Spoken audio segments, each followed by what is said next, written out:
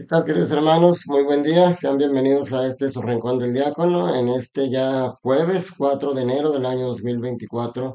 Seguimos caminando ya en la recta final para terminar el tiempo de Navidad. Todavía estábamos en el tiempo de Navidad. Hay que seguir todavía disfrutando la alegría de que Jesús nació y que nació para salvarnos. Y hoy, pues bueno, vamos a seguir meditando la primera carta de San Juan en la primera lectura, capítulo 3, versículos del 7 al 10. Primero hay que dejar claro, mis hermanos, la lucha entre el bien y el mal quedó ya marcada desde el libro del Génesis. La estirpe de la mujer te aplastará la cabeza mientras tú tratarás de montarle el talón. O sea, va a ser una lucha constante en perdón, en contra del pecado mientras tengamos vida. Eso tenemos que estar conscientes. La lucha entre el bien y el mal existe y no es entre Dios y el diablo. La lucha está y estamos incluidos nosotros. O sea, nosotros no podemos ser simplemente espectadores de esa lucha. Somos actores de esa lucha. Nosotros también tenemos que actuar y ser partícipes. Por eso hoy San Juan nos dice, no dejen que nadie los engañe. Quien practica la santidad es santo y quien vive en el pecado se deja dominar por el diablo. O sea, el diablo sigue y seguirá atacándonos para tratar de dominarnos. Y lamentablemente, por eso dice quien vive pecando. Nosotros tenemos la semilla del bien y el mal. Y depende cuál es la que tú vas a alimentar. Si tú alimentas la semilla del mal, vas a acabar con la del bien. No, se va a quedar ahí dormida.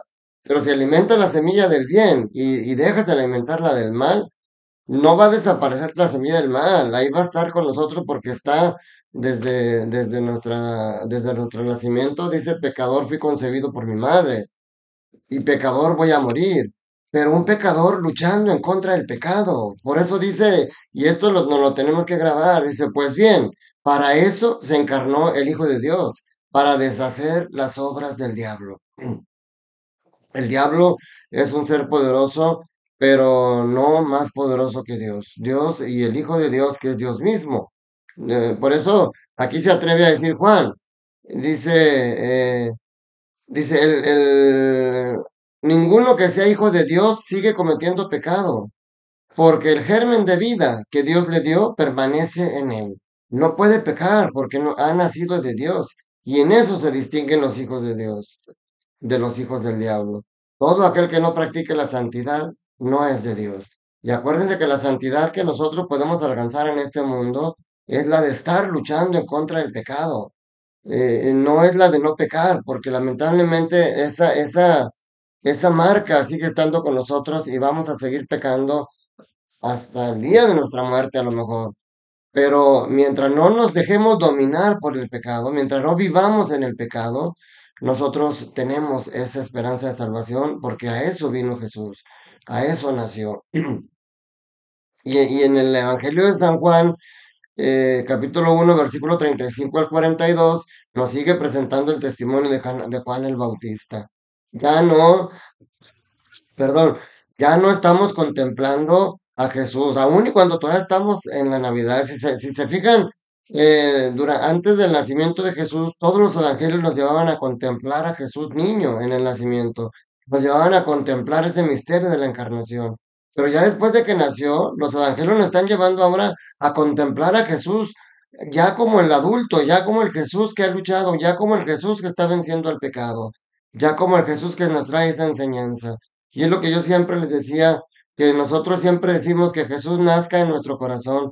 Y yo les decía, el problema es que nace y ahí se queda. Tal parece que en el corazón de nosotros se queda el nacimiento de Jesús como Jesús niño. Pero Jesús creció, Jesús maduró, decíamos, que creció en edad, en sabiduría y en gracia delante de Dios y de los hombres. Y por eso Jesús tiene que crecer en nuestro corazón, tiene que madurar en nuestro corazón y crecer nuestro amor por Él y nuestro conocimiento de Él.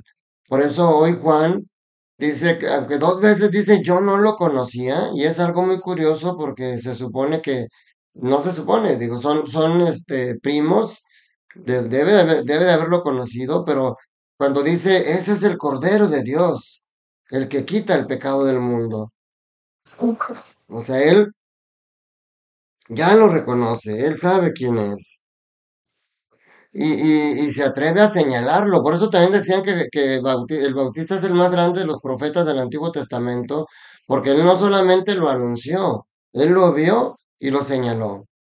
Entonces, y otro punto interesante que nos dice el Evangelio, un verdadero discípulo, ya lo decíamos en estos días, Juan dice, yo no soy el Bautista. Un verdadero discípulo, aunque lo confundan con el maestro, porque imita también a su maestro que lo confunde con él, sabe reconocer que él no es, sabe su identidad, y un verdadero discípulo lleva a sus discípulos a seguir a Jesús. Un verdadero discípulo orienta a los demás hacia Jesús. Por eso les dice a sus discípulos, Él es el Cordero de Dios. Ahora sí soy, Él es el bueno. Y entonces dos discípulos de Juan oyen eso y se van siguiendo a Jesús. Jesús los ve y les dice que buscan. Ellos le contestan, ¿dónde vive Rabí? Y luego fíjense la respuesta de Jesús. Jesús le dice, vengan a ver. O sea, no es, sí es, ok, yo les puedo decir dónde vivo, pero no es lo mismo que yo te diga vivo en una casa grande de 2 pisos a que te traiga y a que conozcas la casa. No es lo mismo que yo te diga quién es Jesús a que te lleve al encuentro con Jesús, que es lo que yo trato de hacer en estos videos. No solamente explicarles y enseñarles quién es Jesús, sino llevarlos al encuentro de Jesús, porque lo que va a cambiar tu vida no tanto es que conozcas a Jesús, sino que tengas una experiencia personal con Jesús. Estos, estos dos hombres fueron y lo siguieron y dice, se quedaron con él. Y es importante, fíjense, cuando tienes una fecha que es importante para ti, se te queda grabada esa fecha hasta el momento. Como aquí dices el evangelista, eran como las 4 de la tarde. O sea, era tan importante ese momento que hasta se fijó a qué horas eran cuando sucedió. Y entonces Andrés, el hermano de Simón, siguiendo ese ejemplo de Juan, después de que él que tiene esa experiencia con Jesús, no se queda con eso. Va con su hermano Simón y le dice, hemos encontrado al Mesías. Y lo llevó a donde estaba Jesús. ¿Te fijas? ¿A cuántos has llevado tú al encuentro con Jesús? ¿Cuántos se han acercado a Jesús por tu testimonio? A lo mejor uno, o a lo mejor muchos, y no te has dado cuenta. Y eso también es bueno, porque tampoco es que tú vayas cantando, oye, no, mira, ya tengo 5, ya tengo 6 que he convertido a Jesús. Tu testimonio que acerque a Jesús. Eso es lo importante, aunque tú ni te des cuenta, a lo mejor tú compartes este video, tú compartes los videos de otros sacerdotes, de otros predicadores, y a través de ese video puedes tocar, puede cambiar la vida de una persona, y ahí ha sido tu instrumento para eso. Entonces hoy nosotros estamos llamados a eso, y la lectura de hoy nos recuerdan dos cosas muy importantes y no quiero que se te olviden. Dijo Jesús, pues yo he vencido al mundo, y hoy dice, a eso he venido, a desatar las maldades o a desatar la influencia del diablo. Jesús vino a salvarte y por eso tú tienes los elementos para vencer el diablo porque tienes el Espíritu Santo en tu corazón. No te dejes dominar. Si ya estás en una pasión malsana que te está dominando, salte de ahí, agárrate de Jesús. Así como Pedro se estaba hundiendo y levantó la mano y Jesús lo sacó de las profundidades del mar, así te puede sacar a ti de la profundidad del pecado, porque te ama tanto que no quiere que te pierdas en eso, pero tienes que levantar la mano, tienes que decir, Señor, no puedo yo, ayúdame, y Él te va a salvar. Eso es lo primero. Y lo segundo, que des testimonio de eso. Platícale a tus hijos lo que Jesús ha hecho en tu vida. Platícale a tus amigos, que no te dé vergüenza platicar una experiencia de Dios.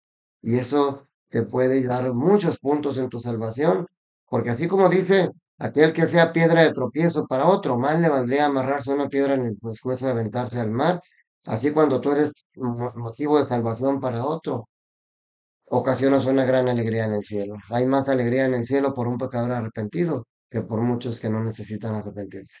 Que la bendición de Dios Todopoderoso, Padre, Hijo y Espíritu Santo, descienda sobre ustedes, sus familias, trabajos, escuelas y permanezca para siempre. Te mando un fuerte abrazo, cuídate mucho y recuerda, estamos todavía en Navidad. Feliz Navidad. Cuídate mucho y que estés bien.